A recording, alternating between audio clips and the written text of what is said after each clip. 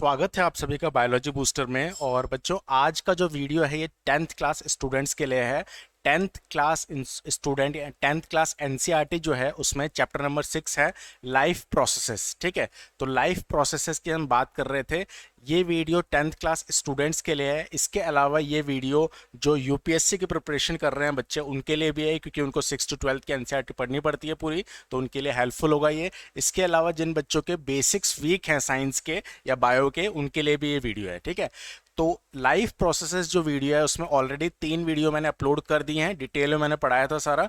और पिछले वीडियो में हमने बात की थी कि प्लांट्स में न्यूट्रिशन कैसे होता है। ठीक है, न्यूट्रिशन इन प्लांट्स की हमने बात की थी, या ऑटोट्रॉफिक न्यूट्रिशन की बात की थी। ठीक है, तो this is the 4th video, ये चौथा वीडियो है। और इसमें हम बात करेंगे nutrition in animals excluding human, यानी कि दूसरे जो एनिमल्स में उनमें न्यूट्रिशन कैसे होता है हमें छोड़ के, क्योंकि हमारा वाला ह्यूमंस वाला पार्ट नेक्स्ट वीडियो में आएगा। ठीक है, वो डिटेल में है क्योंकि थोड़ा। ठीक है, तो ये हम बात करने वाले हैं न्यूट्रिशन इन एनिमल्स की। ठीक है, और this is the 4th video.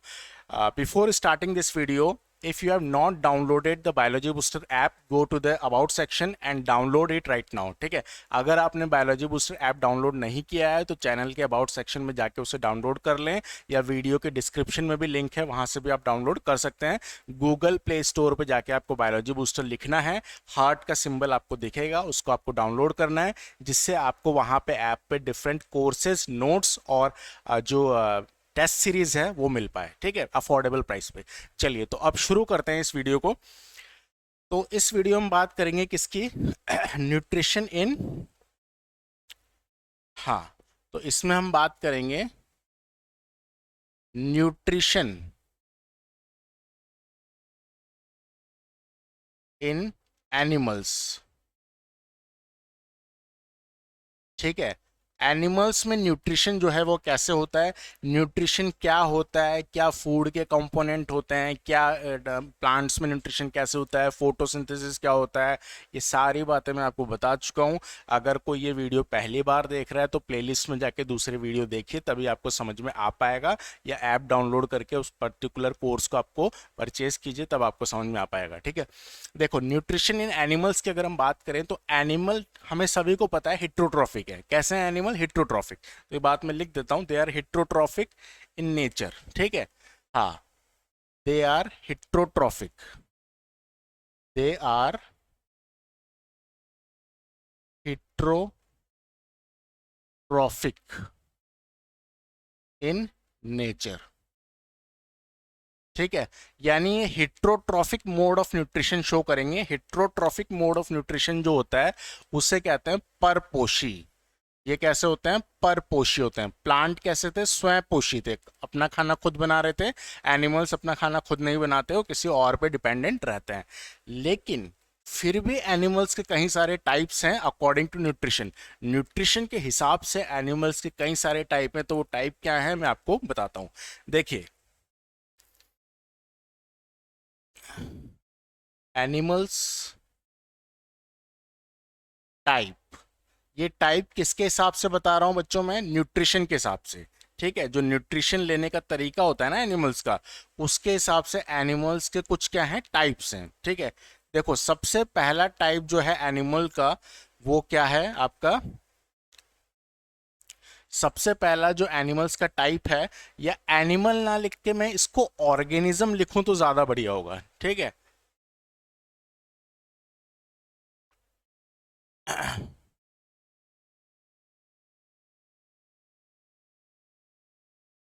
देखो,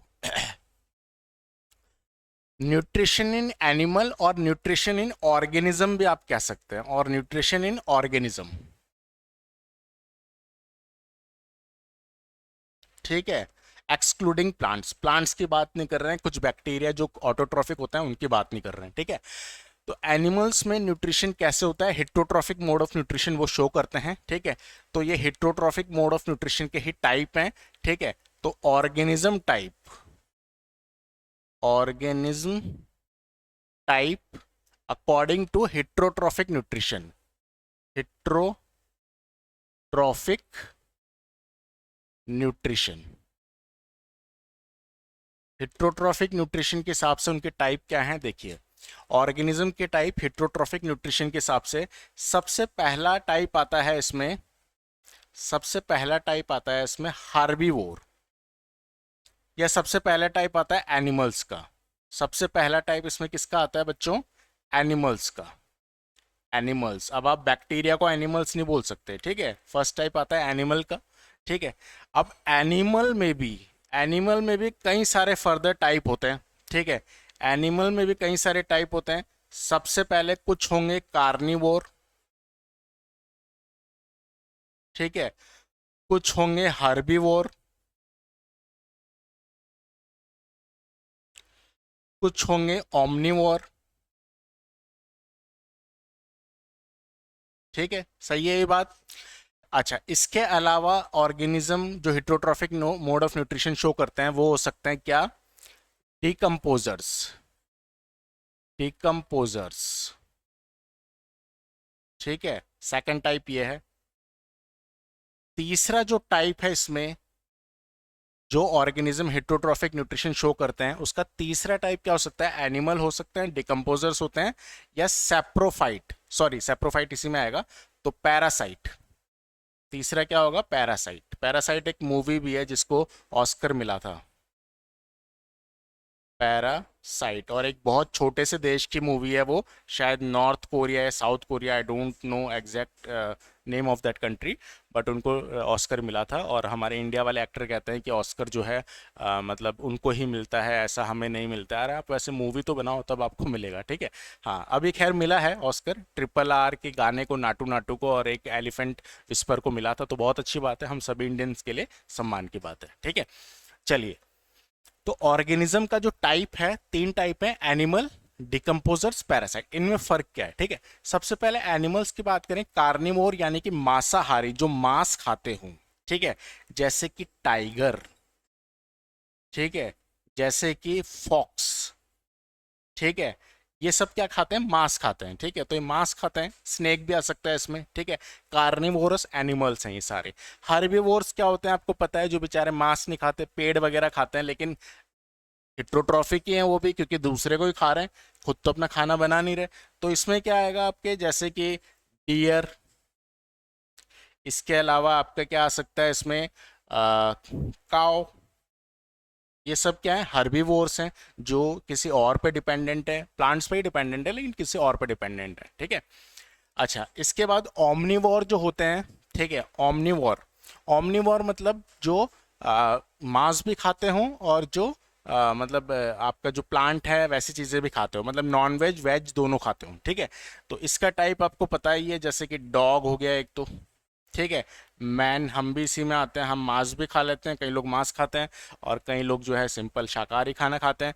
कई लोग ट्यूसडे को मांस नहीं खाते, कई लोग कहते हैं मैं ट्यूसडे फ्राइडे को नहीं खाता, वो भगवान है मेरे पर्टिकुलर, और ऐसे ऐसे अलग अलग लॉजिक बना रखे हैं, ठीक है।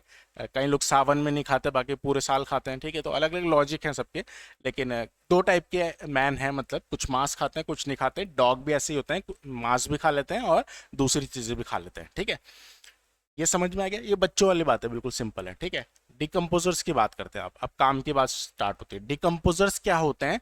जो किसी मरी हुई चीज को डिकम्पोज कर दे बाहर ही, ठीक है। जैसे कोई फूड सब्सटेंस है यहाँ पे, उस पे वो एंजाइम डाले और इसको यहीं पचा दे, और पचने के बाद फिर खा जाए, ठीक है। ये होते हैं डिकम्पोजर्स। इसका एग्जाम्पल क्या होगा? इसका एग्जाम्पल होगा डिकम्पोजर्स का, जैसे कि आपका यीस्ट, ठीक है, जैसे कि आपका फंगी। देखो, आप देखना, ब्रेड छोड़ दिया आपने घर पे, बाहर चले गए आप 2-3 दिन के लिए, और लौट के आके देखोगे तो ब्रेड पे एक सफेद से फफूंदी सी आ जाती है। तो वो क्या होते हैं? यीस्ट। वो क्या होते हैं? आपके यीस्ट होते हैं, ठीक है। फंगी आपने फफूंदी सी देखी होगी, कई चीज़ों पे फफूंदी से आ जाती है ऐसे फंगी, ठीक है। अचार पे भी आ जाती है कई बार। तो ये क्या होता है? ये डेड चीज़ों को खाते हैं, डेड चीज़ों को ये बाहर ही पचाते हैं पहले, और फिर ये उसको इनटेक करते हैं, ठीक है। तो दे आर डिकम्पोज, ये डिकम्पोज कर देते हैं उस मटेरियल को, उस डेड चीज़ को, ठीक है। पैरासाइट एक अलग चीज है। पैरासाइट जो है मरी चीजों को नहीं खाते हैं, पैरासाइट जिंदा चीजों के ऊपर रहते हैं और उसे खाते हैं। समझ पा रहे हो आप? ठीक है। जैसे कि कोई एनिमल है, मान लो ये काव है, काव, ठीक है, ये काव है, अब काव का डायग्राम उससे नहीं बनेगा, ठीक है। और इसके ऊपर क्या है, एक बर्ड है, ये मान लो एक एक बर्ड है ऐसा, ठीक है, ये बर्ड है, ठीक है। तो ये क्या कर रहा है, इस काव के बॉडी को खा रहा है, ठीक है। तो ये एक तरीके का क्या हो गया, पैरासाइट हो गया, ठीक है। मतलब ये जिंदा काव के ऊपर बैठा हुआ है और उसे खा रहा है, ठीक है। या काओ के बॉडी पे कोई कीड़े मकोड़े, कोई लट वगैरह पड़ जाती है ना, वो हो, कोई इंसेक्ट हो, जुएं वगैरह पड़ जाती हैं, हमारे भी जुएं हो सकता है इसका एग्जांपल। तो वो हम जिंदा हैं और हमारे खून को चूसती रहती हैं, ठीक है। तो वो क्या होंगे, पैरासाइट होंगे, ठीक है। समझ में आई ये बात। जैसे मच्छर हमें काटता है, that is also an example of parasite, ठीक है। इसके अलावा कुछ पैरासाइट ऐसे भी होते हैं जो बॉडी में एंटर कर जाते हैं, जैसे कि टेपवॉर्म। कई बार गोभी वगैरह या ऐसी चीज़ों से हमारे अंदर टेपवॉर्म चले जाता है और हमारे इंटेस्टाइन में रहता है और वहीं बच्चे दे देता है बहुत सारे, फिर हमारे पूरे बॉडी में टेपवॉर्म हो जाते हैं और फाइनली उस इंसान की डेथ हो जाती है फिर, ठीक है। ऐसा भी होता है कई बार। तो कुछ ऐसे भी ऑर्गेनिज्म है जो बॉडी के अंदर घुस जाते हैं और तब नुकसान पहुंचाते हैं, ठीक है। तो दो टाइप के पैरासाइट होते हैं, आपको समझना ये है यहाँ पे। दो टाइप के पैरासाइट हैं, एक तो है एक्टोपैरासाइट, एक्टो पैरासाइट, और एक है एंडो पैरासाइट, एंडो पैरासाइट, ठीक है। एक्टो पैरासाइट क्या होता है, जो बॉडी के बाहर रहे, ठीक है। हाँ, जो हॉस्ट की बॉडी के आउटसाइड रहे, जैसे ये हॉस्ट है तो उसकी बॉडी के बाहर हो, ये बाहर, ठीक है। ये होता है एक्टोपैरासाइट। जैसे कि एग्जांपल लिख देता हूं मैं, लीच। लीच मतलब जोंक होती है ना, जोंक खून पी लेती है सारा वो, ठीक है। एंडोपैरासाइट जो बॉडी के अंदर ही घुस जाए, ठीक है। जैसे कि ये हॉस्ट है बेचारा, ठीक है, और इसके बॉडी के अंदर ही घुस गया पैरासाइट, ठीक है। जैसे कि एग्जाम्पल मैंने आपको दिया था किसका, टेपवर्म का, ठीक है। तो ये अंदर घुस के नुकसान पहुंचाते हैं, ठीक है। तो these are the different categories, ये आपको समझना बहुत ज्यादा जरूरी है, ठीक है। These are the different categories for heterotrophic organisms. Heterotrophic organisms या जो डिफरेंट मोड शो करते हैं वो है ये। हो सकता है कई बच्चों को लगता होगा कि सर बहुत डिटेल में पढ़ाते हैं, पर मैं ऐसे ही पढ़ाऊंगा यार, ठीक है। डिटेल में पढ़ाऊंगा तभी आपके कंसेप्ट क्लियर होंगे, मैं एक वीडियो में पूरे चैप्टर को कंप्लीट नहीं कर सकता। वो होता है, मैं भी अपलोड करता हूँ वैसे video, but they are for revision purpose, ठीक है। लेकिन अभी रिवीजन नहीं कर रहे हैं, पूरा डिटेल में पढ़ रहे हैं, तो आपको पूरा डिटेल में ही पढ़ना पड़ेगा अगर आपको अच्छे मार्क्स लाने हैं या अपनी मजबूत फाउंडेशन बनानी है आईआईटी या नीट के लिए, ठीक है। ये तो वैसे साइंस इंपॉर्टेंट है, पर ये बायो का पार्ट है तो नीट में ही आएगा, आईआईटी में तो नहीं आएगा। लेकिन आपको अच्छे से अपनी फाउंडेशन बनानी है, ठीक है। तो ये मैंने न्यूट्रिशन बताया एनिमल्स में। अब इसमें आपके एनसीईआरटी में दो चीजें गिवन है, ठीक है। एक तो अमीबा का न्यूट्रिशन गिवन है और एक पैरामीशियम का न्यूट्रिशन गिवन है। तो वो हम समझते हैं ये क्या है, ठीक है। तो न्यूट्रिशन इन अमीबा की, ठीक है। तो अमीबा में न्यूट्रिशन कैसे होता है, देखिए समझते हैं इसे।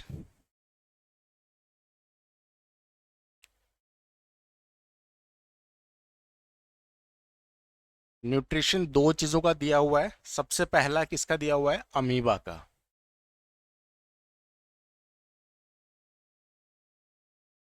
ठीक है।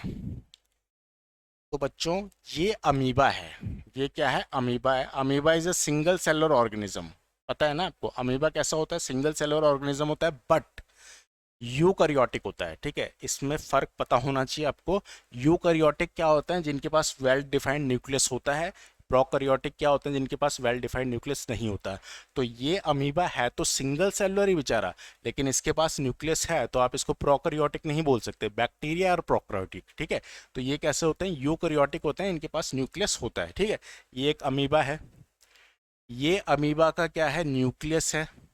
ये क्या है, इसका न्यूक्लियस। ये इस बेचारे छोटे से अमीबा का साइटोप्लाज्म है। साइटोप्लाज्म मतलब न्यूक्लियस और मेम्ब्रेन के बीच में जो द्रव्य रहता है, लिक्विड रहता है, उसको साइटोप्लाज्म कहते हैं। और ये जो बाहर आपको दिख रहा है, ये क्या है, इस लेयर का एक पर्टिकुलर नाम है इसमें, सूडोपोडिया। सूडोपोडिया, बायो में कुछ समझ में ना आया तो उसको शब्दों को तोड़ें। सूडो मतलब क्या होता है, झूठा। सूडो मतलब क्या होता है, झूठा। झूठा ऐसे लिखते हैं ना, झूला, हाँ झूठा, ठीक है। और पोडिया मतलब शरीर, ठीक है। तो झूठा शरीर है इसका, ठीक है। ये इसको शरीर जो है ना, ये हमें ऐसे दिख रहा है, 2 मिनट बाद देखोगे तो उसका शेप चेंज हो जाएगा।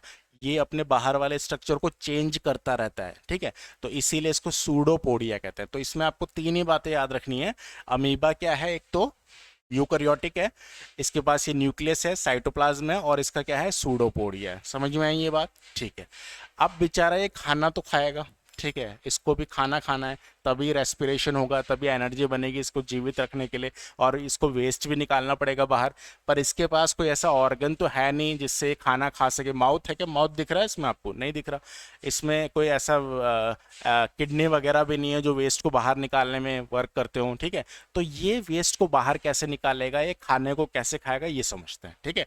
देखो अब ये क्या होता है, जैसे मान लो यहाँ पे फूड है, ठीक है, ये क्या है, फूड पार्टिकल है, this is food particle, food particle, ठीक है।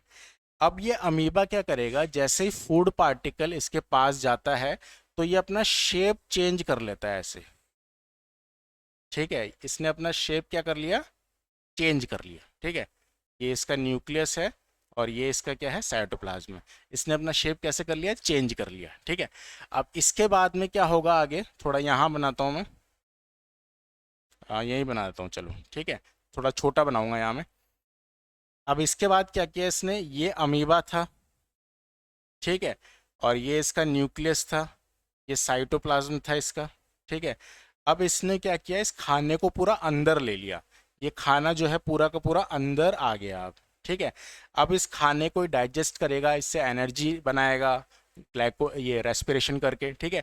और फाइनली इसका जो वेस्ट है, फिर ये इसमें से क्या निकालेगा, वेस्ट निकालेगा, ठीक है।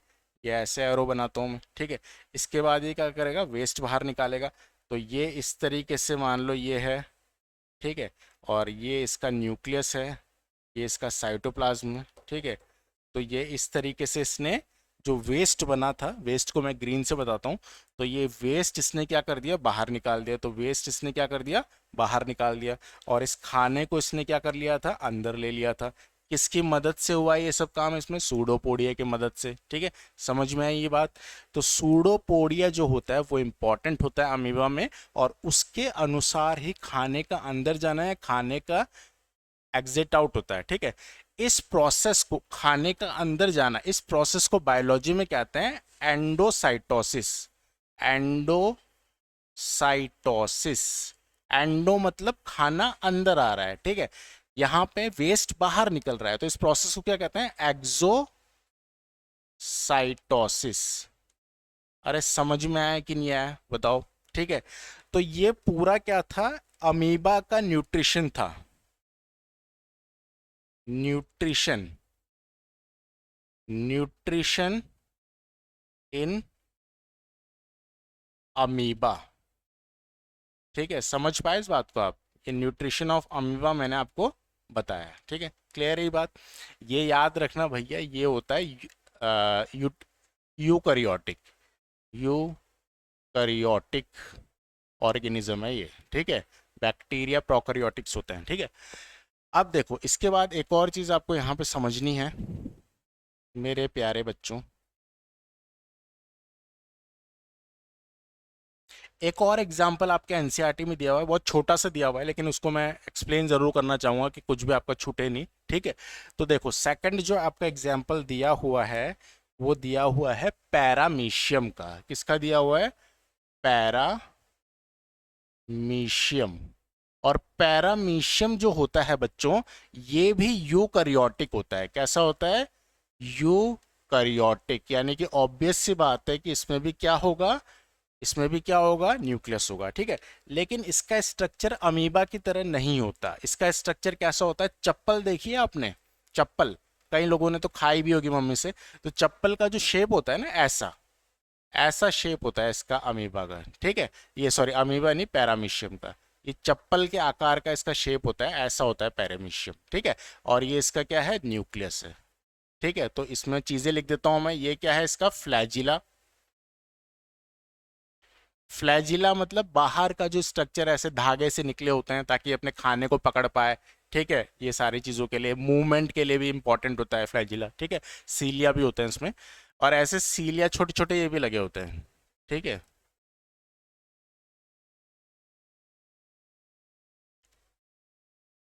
तो ये क्या है, सीलिया।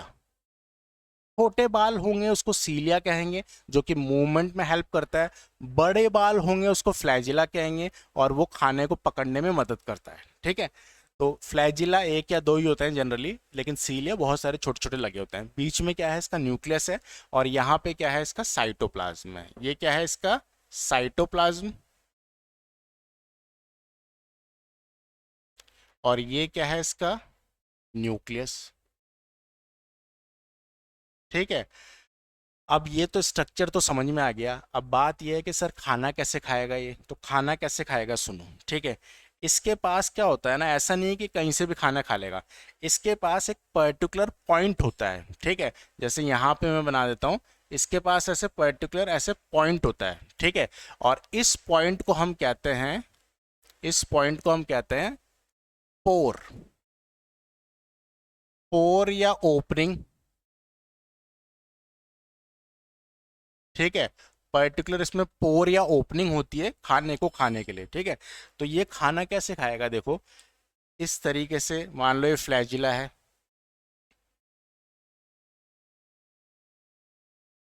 ठीक है। तो खाना यहाँ पे आया, और यहाँ पे क्या है, इसका ये पोर है। ये ग्रीन से मैं खाने को बना रहा हूँ, ठीक है। ये खाना अंदर जाएगा, और ये क्या है, इसका न्यूक्लियस है, और ये क्या है, इसका साइटोप्लाज्म है, ठीक है। तो खाना इस तरीके से अंदर जाएगा। फिर ये वेस्ट को बाहर कैसे निकालेगा, खाना इस तरीके से अंदर चल जाएगा। पहले तो ये बताता हूँ मैं अंदर कैसे गया।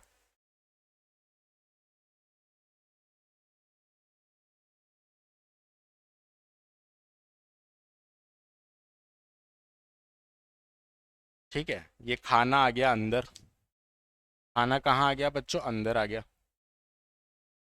ये इसका पोर जो था, इस पोर का एग्जैक्ट कुछ नाम होता है, भी याद नहीं आ रहा मुझे, ठीक है। तो ये पोर इस तरीके से खाना इसमें क्या आ गया, अंदर आ गया, ठीक है। अच्छा, इसका फ्लैजिला भी बना देते हैं, ठीक है। अच्छा, इसके बाद लास्ट स्टेप क्या होगा, अब इसने खाना खा लिया, रेस्पिरेशन कर लिया, एनर्जी बना ली, सब कुछ हो गया, इसको जिंदा रहने के लिए जो चाहिए था सब इसने कर लिया। अब लास्ट में क्या होगा, ये वेस्ट को बाहर निकालेगा। तो ये बनाया अपन ने पैरामीशियम, ठीक है। ये सही नहीं बना, थोड़ा सा आम जैसा बन गया, रुको एक मिनट, ठीक है।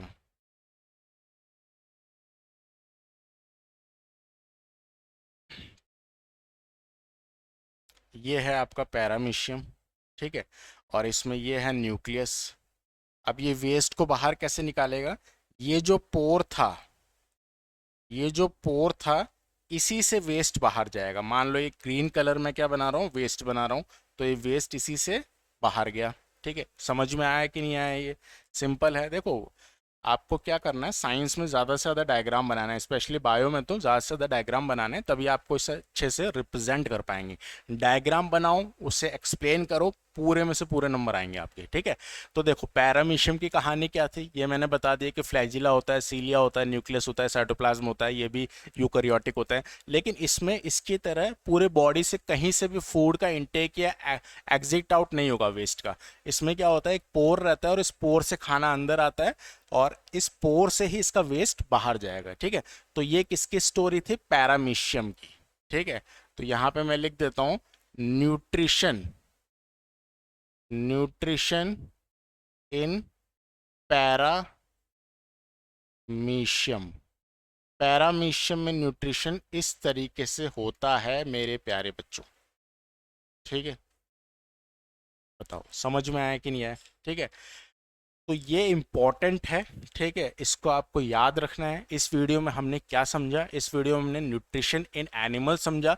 पहले हमने एनिमल्स जो हिट्रोट्रॉफिक्स होते हैं उनकी कैटेगरी देखी, कई सारी कार्निवोर, ओमनिवोर, हर्बीवोर एनिमल्स में। और डिकम्पोजर्स देखे हमने, जैसे फंगी और इसके अलावा आपके यीस्ट, ठीक है। और इसके बाद हमने पैरासाइट देखे, पैरासाइट जो किसी दूसरे जिंदा चीज़ों को खाए। अब पैरासाइट भी दो प्रकार के होते हैं, एक्टो जो ऊपर रहे, और एंडो जो अंदर जाके उसको हार्म पहुंचाए, ठीक है। हाँ, पैरासाइट का एक प्लांट में भी एग्जाम्पल ले सकते हो आप, अमरबेल, कसकटा, ठीक है। कसकटा जो होता है, अमर बेल, वो किसी प्लांट के साथ ऐसे बेल के रूप में चढ़ जाती है और उस प्लांट का जमीन से पूरा न्यूट्रिशन खींच लेती है, तो प्लांट जो है धीरे धीरे सूखने लगता है। ठीक है, तो ये भी एक पैरासाइट का एग्जाम्पल है प्लांट्स में। ठीक है, इसके बाद हमने समझा अमीबा में न्यूट्रिशन कैसे होता है, इस तरीके से पूरा। ठीक है, और इसके बाद हमने समझा कि पैरामीशियम में न्यूट्रिशन कैसा होता है, इस तरीके से। तो ये दोनों क्या है, यूकैरियोटिक हैं, और इनमें न्यूट्रिशन का मोड तरीका मैंने आपको बताया। ठीक है, तो इस वीडियो में इतना ही रखते हैं। नेक्स्ट वीडियो में बहुत इंपॉर्टेंट टॉपिक आएगा आपका, न्यूट्रिशन इन ह्यूमंस, यानी हमारा जो पूरा डाइजेस्टिव सिस्टम है वो मैं आपको बताऊंगा नेक्स्ट वीडियो में। तो इस वीडियो में इतना ही रखते हैं। Thank you for watching this. अगर आपको ये वीडियो पसंद आया तो इसे लाइक ज़रूर करें, सब्सक्राइब जरूर करें चैनल को, बेल आइकन को प्रेस करें और अपने फ्रेंड्स को भी शेयर करें ताकि ज़्यादा से ज़्यादा लोगों को बेनिफिट मिल पाए। Thank you so much, love you all.